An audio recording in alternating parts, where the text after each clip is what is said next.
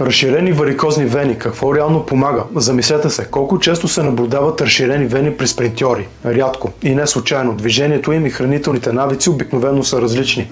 В предното видео обясних как се получават, а сега какво има смисъл да се прави, когато се сблъскаш с тях.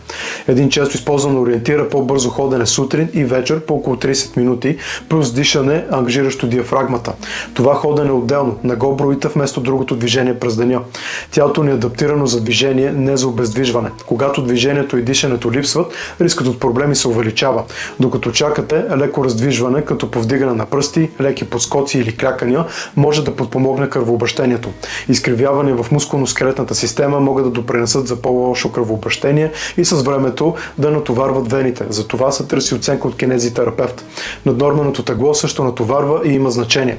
Еластичността на вените се свързва и с колагена. Видимите промени не стават бързо, може да отнеме месеци, понякога до около година.